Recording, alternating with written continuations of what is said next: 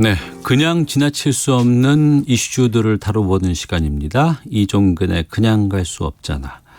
앞서 제가 오프닝에서 오늘 오후라고 얘기를 했는데 정정하겠습니다. 이재명 경기도지사가 지사직을 계속 유지할 수 있느냐, 그 여부를 결정하는 대법원 판결이 내일 나옵니다. 하루 앞으로 다가왔습니다.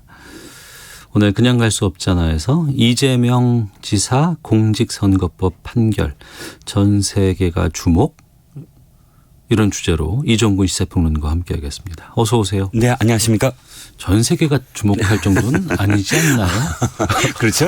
세계에 관심은 집중되어 있는 건 맞지만. 그런데 사실 그 전 세계는 아닐지라도 네. 이것이 아마도 판결이 나오면 이것도 외신에 소개되지 않을까 할 정도로 지금 그럼요. 예, 굉장히 큰 관심이 지금 집중되고 있죠. 그렇기 때문인지 대법원에서 생중계를 허락했다고. 의외였습니다. 왜냐하면 이게 공직선거법은 늘 판결이 나오잖아요. 예. 뭐 선거만 치렀다 그러면 뭐 1년 내로 계속 선거가 이어지는데 대법이 생중계를 한 적은 처음이에요. 그리고 이게 뭐 그냥 경기도지사잖아요. 네, 그렇습니다. 예, 근데 대법원에서 생중계를 전국으로. 그렇죠. 그러니까 뭐 대법원은 사실 피고가 받아들이냐 안 받느냐는 상관없이 법이 개정이 돼서 사회적인 어떤 뭐 이슈가 크고 네. 그 공공의 이익을 위해서 필요하다고 인정하면 촬영을 허가를 하거든요. 이번에 대법원이 이 선거와 관련해서 상고심을 TV와 대법원 유튜브 채널에서 생중 중계할 수도 허가를 했습니다. 네. 그것이 바로 이 사건이 이 판결이 얼만큼 또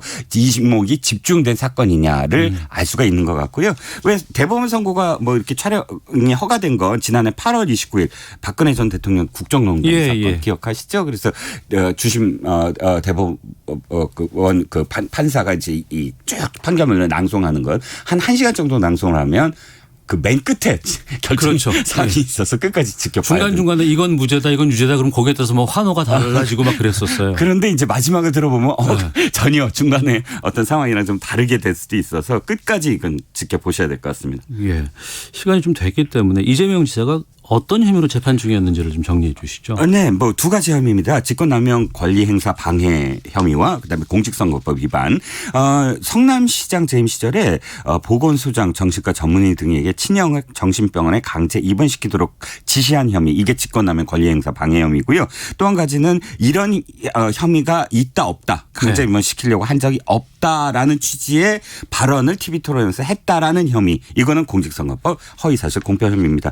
대법이 지난 4월부터 2달간 이제 소부에서 이 사건을 심리를 했는데 합의에 이르지 못해서 전원합의체 회부를 했어요. 사실 또 이것도 대법원 소위원회가 있고 그리고 전원합의체가 있는데 작은 곳에서 다루다가 이건 여기서 감당할 게 아니다라고 해서 전원합의체로 넘기는 건가요? 네네. 대법원 판사들 중에 한 3명 정도가 이렇게 그 판결을 하는 것이 이제 소부고요. 이 전원합의체는 이 대법원 판사들 전원이 모여서 합의를 봐야 되는 게 이제 전원합의체로 회부된 겁니다. 네.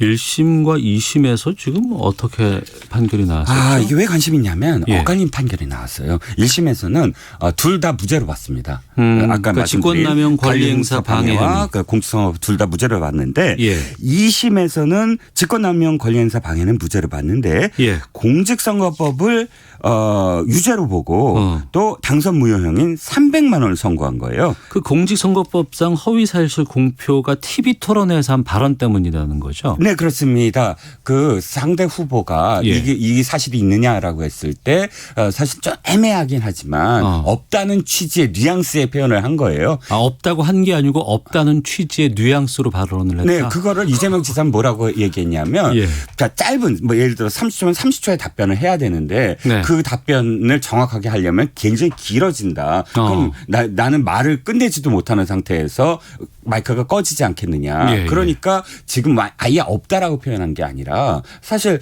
그런 사실이 실질적으로는 없다는 취지이지만 그걸 제대로 설명할 수 없었던 건 시간 때문이었다. 이렇게 이야기를 한 게 바로 그 때문이거든요. 네. 저도 시사 프로그램 진행하면서 뭐 이제 방송 시간이 있기 때문에 뭐 이종근 평론가께 30초 남았을 때 30초 남았습니다. 마무리해 주세요라고 얘기를 하면 말하다 보면 또 길어지시잖아요. 저는 늘 만연체입니다.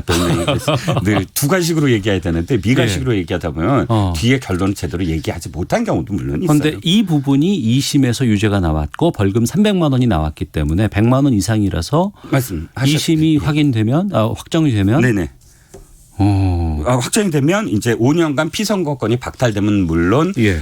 내년 4월에 저 선거에 그 재보궐에 경기도지사도 재보궐 선거를 치러야 되는 것이죠. 예. 그러면 직권남용 권리행사 방해에 대해서는 1심과 2심은 모두 무죄를 냈고. 네, 그렇습니다. 이건 맞죠? 네, 맞습니다. 그리고 그 공직선거법상 허위사실 공표 혐의는 1심에서는 무죄였는데 2심은 유죄로 봤다. 네. 그런데 내일 만약에 이게 유죄로 확정이 되면 대법원에서 네네.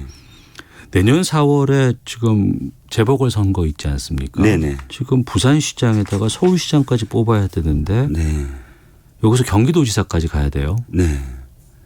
그러면 인구로 따지면 지금 서울시 그렇죠. 인구의 경기도에 부산까지 그러면 어마어마한 일이 벌어지는 거 아닙니까? 그렇죠. 거의 2,500만 명 가까이 육박하게 되고 그러면 이제 인구 절반인 셈인데 정치권 파장은 내일 판결이 어떻게 되든 어마어마하게 파장이 일어날 거예요. 일단 네. 세 가지로 바라볼 수가 있는데요. 첫 번째는 대통령 레임덕이 빨리 올 것이다. 왜냐하면 예. 내일 이제 이 선거가 경기도까지 가게 되면 예. 지방선거가 어마어마한 규모잖아요. 그렇죠. 그러면 당연히 그러니까 야당에서는 그러니까 이번 선거를 그러니까 현 정부에 대한 심판론을 부각시킬 겁니다. 예. 그리고 또 젠더 이슈가 들어가고 그렇게 되니까요. 두 번째는 민주당이 고민을 할 수밖에 없죠.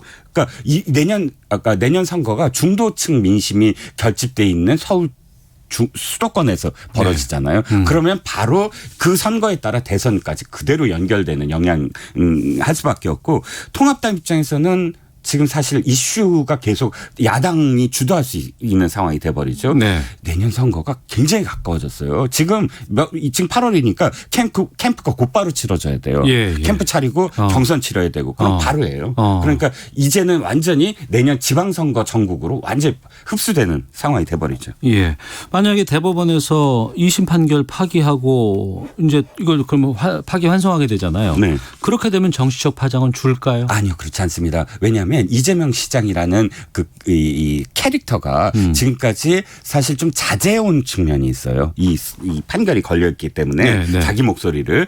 그런데 만약에 내일 완전히 무죄 취지로 환송한다 그러면 이재명 시장은 완전히 족쇄가 풀어지고 좀 더 적극적으로 자기 의견을 개진하면서 정치적인 어떤 행보를 할 가능성이 크거든요. 민감한 문제도 적극적으로 얘기를 하거나 또 실행력만큼은 그렇죠. 어마어마하다라는 얘기들 많이 평가가 있잖아요. 그렇죠. 그렇기 때문에 사실상 이제 완전히 그 이재명 시장의 그 어떤 뭐랄까요 정치적인 어떤 돌파력 때문에 이렇게 저 증시에서도요. 네. 이재명 시장 관련주가 폭등하고 있어요. 증시에도 이게 영향을 미쳐요? 증시에 왜 관련주들 많아요. 이낙연 의원 관련주도 있고 다 대권 후보들은 관련주가 있는데 실제로 들어보다 보면 좀 무관하게 보이는 것도 어쨌든 다 묶어서 그렇게 오르락 내리락 하는데 월요일부터 사실 가격이 굉장히 급상승하고 있거든요. 이재명 관련주가? 예. 실제 주가요. 알겠습니다. 그럼 정치권에서는 증시 쪽에서는 내일 판결에서 일정 정도 예상을 하고 있다는 입장 아니겠습니까? 그렇죠. 어쨌든 호재로 바라보는 거죠. 예. 그 경기도지사직에 대한 정치권 징크스가 있다는 건 무슨 얘기예요? 진짜 징크스예요. 자, 선출직으로만 오르신 분들 내가 이름을 한번 대볼게요. 이인재, 임창열, 손학규, 김문수, 남경필, 이재명. 천천히. 이인재, 임창열, 손학규, 김문수, 남경필, 이재명.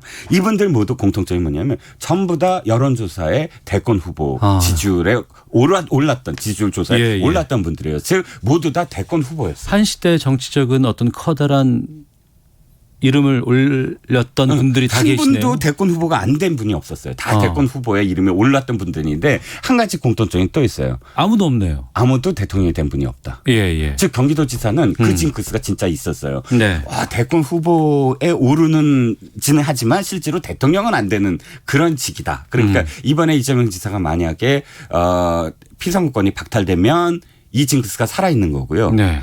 또 피선거권이 박탈이 안 돼서 실제로 대권 후에 나오면 징크스를 깰 수 있는 기회가 또 주어지는 거죠. 앞서 증시에서는 유리하게 본다고 말씀하셨는데 네네.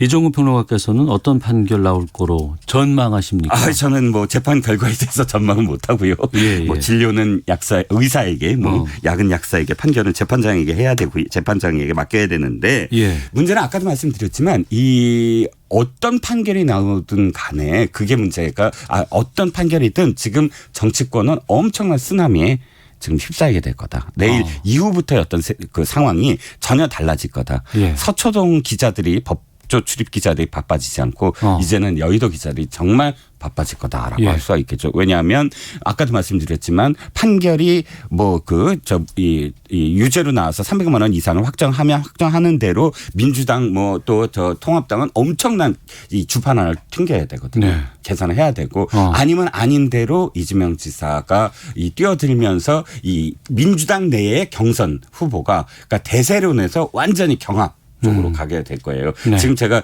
구체적인 수치는 말씀을 못 드리지만 예. 현재 이낙연 후보와 후보라고 말씀드렸는데 이낙연 의원과 이재명 지사의 간극 있잖아요. 이 지지율 간격이 엄청나게 좁아지고 있거든요. 단순히 내년 4월 재보궐선거의 후폭풍뿐만 아니라 대권까지도 영향을 줄 수 있는 판결이다. 그렇습니다. 알겠습니다. 이종근의 그냥 갈 수 없잖아. 오늘 이재명 공직선거법 판결에 대해 살펴봤습니다. 자, 오늘 말씀 고맙습니다. 네, 감사합니다. 잠시 후 2부 아는 경찰 준비되어 있습니다. 고 박원순 전 서울시장의 성추행 의혹에 대한 진실규명 가능할지 가능하다면 어떤 방식으로 이루어질지 두 분 전문가 모시고 말씀 나눠보겠습니다. 어제 정부가 한국판 뉴딜 정책 발표했습니다. 김성환의 뉴스 소다에서 정리해드리겠습니다. 2부에서 뵙겠습니다.